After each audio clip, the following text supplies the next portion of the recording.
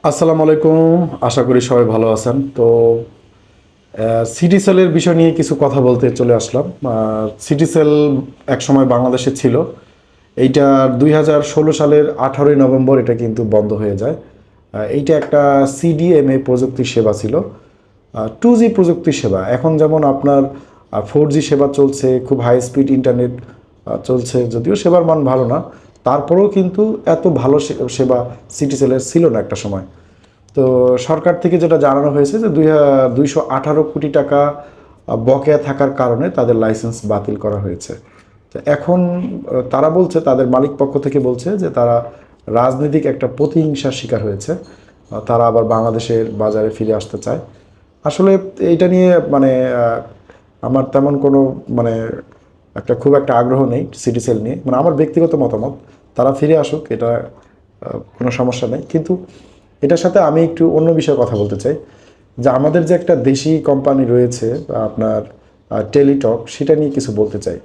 দেখেন, টেলিটকের একটা সিম নিয়ে মানুষের যে পরিমাণ আগ্রহ ছিল ওই সময়, এইটা এখন হয়তো আপনারা অনেকেই জানেন না, বা অনেকে জানেন, তো বেশিরভাগই মনে হয় জানেন না। বিশেষ করে ইয়াং জেনারেশন তো জানে না বললেই চলে। টেলিটকের একটা সিমের জন্য মানুষ গভীর রাতে লাইনে দাঁড়িয়েছিল ভিউয়ার্স। সেটা শুনতে গেলেও এখন অবাক লাগে যে একটা সিমের জন্য মানুষ গভীর রাতে কিন্তু লাইনে দাঁড়িয়েছে, এবং সিমটা পাবে সে। পরের দিন কিন্তু সিমও পায় নাই, দেখা গেল অনেকে পেয়েছে অনেকে পায় নাই। হ্যাঁ, আবার অনলাইনে আবেদন করতে হয়েছে, তারপরে সেই সিমের জন্য অনলাইনে আবেদন করতে হয়েছে। সেখানেও শেষ না, আবেদন বেশি হয়ে গেছে, তারপর আবার লটারি হয়েছে, সেই লটারির ফলাফল আবার পত্রিকায় প্রকাশ হয়েছে। তো একটা সিমের জন্য এত কিছু হয়েছে, টেলিটকের সিমের জন্য। অথচ দেখেন কি পরিমাণ আগ্রহ ছিল মানুষের এই একটা টেলিটকের সিমের জন্য, কিন্তু ওই আগ্রহটাকে সরকার কিন্তু তখনকার সরকার কাজে লাগাতে পারেনি। তখন যদি কাজে লাগাইতে পারতো, তাহলে টেলিটকের কিন্তু বর্তমানে এই দুর্দশাটা হইতো না। হ্যাঁ, আমাদের দেশি কোম্পানি ভালো থাকলে আমাদের নিজেদেরও দেখতে ভাল লাগে। বিদেশি একটা কোম্পানি, এই যে আপনার বাংলালিংক, গ্রামীণফোন, রবি, এরা কিন্তু প্রতি মিনিটে প্রতি সেকেন্ডে আমাদের দেশ থেকে আপনার টাকাগুলি কিন্তু বিদেশে নিয়ে চলে যাচ্ছে। হ্যাঁ, তো আমার যেটা ব্যক্তিগত মতামত, যে আমরা যদি আমাদের দেশি কোম্পানিগুলোকে যদি আপনার স্ট্রং করতে পারি, তাহলে কিন্তু অনেক ভালো হয়, নিজেদের দেশের জন্যই ভালো হয়। বা এখনও সম্ভব, সরকারের যদি সদিচ্ছা থাকে টেলিটককে কিন্তু ঢেলে সাজাতে পারে। টেলিটককে ঢেলে সাজানো হলে তাহলে কিন্তু এটা দেশের মানুষেরই লাভ।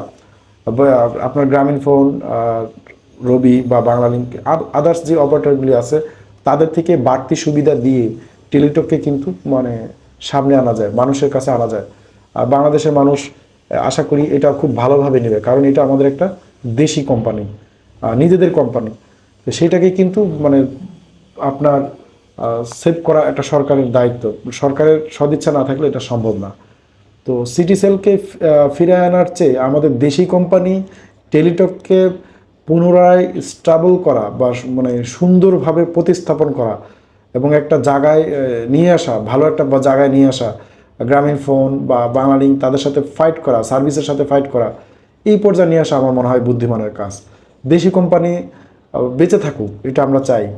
এটা আমার ব্যক্তিগত মতামত। আমার মনে হয় আপনাদেরও তাই মতামত, যে দেশি কোম্পানি ভালো থাকলে আমাদের নিজেদের দেশের জন্যও ভালো, আবার দেখতেও কিন্তু ভালো লাগে যে আমাদের দেশের একটা কোম্পানি এত বড় অবস্থায় আছে। তো এই ছিল মতামত, যে টেলিটক আপনার সিটিসেলের আসার যে নিউজ, সেই পরিপ্রেক্ষিতে আমি এই কথাগুলি বললাম, যে সিটিসেল ফিরে আসার থেকে আমাদের দেশি যে কোম্পানি আছে টেলিটক, সেইটা যেন আপনার মানে খুব সুন্দরভাবে একটা সার্ভিস দিয়ে মানে পুনরায় স্থাপন করা যায়। সেটা করার জন্য সরকার থেকে যা যা করা দরকার, সরকার যেন সেটা করে। যখন যেই সরকারি ক্ষমতায় থাক না কেন, পিছে যে ভুল হয়েছে সে ভুল না ধরে সুন্দর করে আপনার ভুলগুলি বাদ দিয়ে নতুনভাবে আমরা আগায় যেতে পারি। তো আজকে এই পর্যন্ত, ভিডিওটা বড় হয়ে যাচ্ছে। তো ভালো থাকবেন সবাই, আর আমার জন্য দোয়া করবেন। আল্লাহ হাফেজ।